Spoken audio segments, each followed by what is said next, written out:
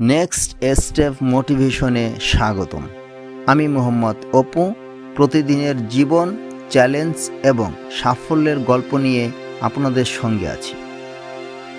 জীবনের প্রতিটি ধাপেই আমরা কখনো অনুপ্রাণিত হই, কখনো হতাশ হই, কিন্তু আমি বিশ্বাস করি সঠিক দৃষ্টিভঙ্গি এবং কৌশল দিয়ে সব সমস্যার সমাধান সম্ভব।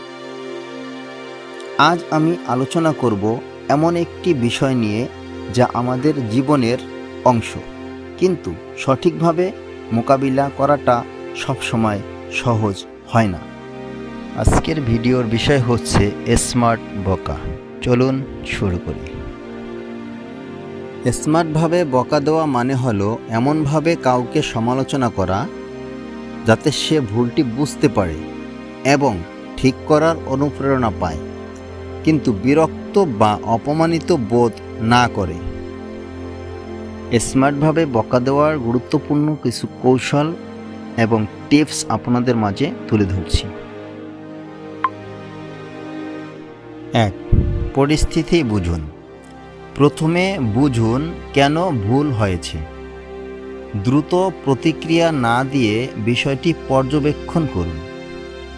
প্রয়োজন হলে প্রশ্ন করুন, এটা কি ভুলবশত হয়েছে নাকি কোনো অসুবিধা ছিল? 2. ব্যক্তিগতভাবে বলুন। সবার সামনে বকা না দিয়ে একান্তে কথা বলুন, এতে মানুষ কম বিব্রত বোধ করবে। 3. বিষয়ভিত্তিক থাকুন। ব্যক্তিগত আক্রমণ নয়, বরং কাজের ভুল বা সমস্যা নিয়ে কথা বলুন। যেমন, এই রিপোর্টে কিছু ভুল আছে, পরের বার জমা দেওয়ার আগে একটু ভালোভাবে চেক করবে। 4. সমাধান দিন। শুধুমাত্র ভুল ধরিয়ে না দিয়ে সমাধানের পরামর্শ দিন।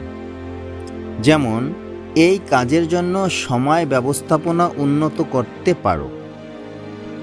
5. উদাহরণ দিন।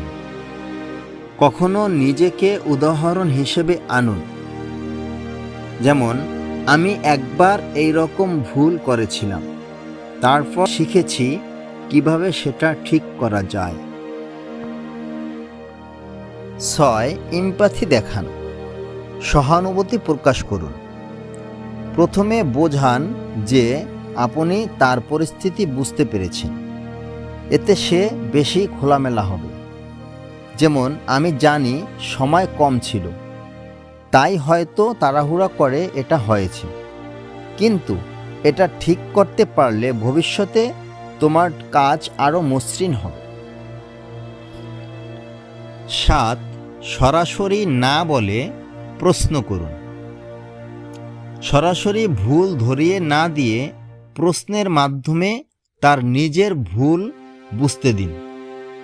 যেমন, তুমি কি মনে করো এই পদ্ধতিতে সেরা ফলাফল পাওয়া যাবে? 8. তুলনা নয়, সমাধান দিন। অন্যদের সাথে তুলনা না করে ভুলটি কিভাবে সংশোধন করা যায় তা বলুন। যেমন, এটা যদি এমনভাবে করা হয় তাহলে আরও কার্যকর হবে।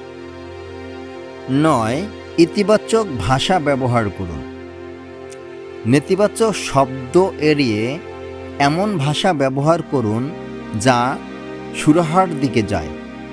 যেমন, এটা হয়তো আরও ভালোভাবে করা সম্ভব ছিল। 10. অপমান নয়, মনোযোগ আকর্ষণ করুন। এমন কিছু বলবেন না যাতে সে হীনমন্যতায় ভোগে, বরং তার নিজের ভুল ধরতে উদ্বুদ্ধ করুন।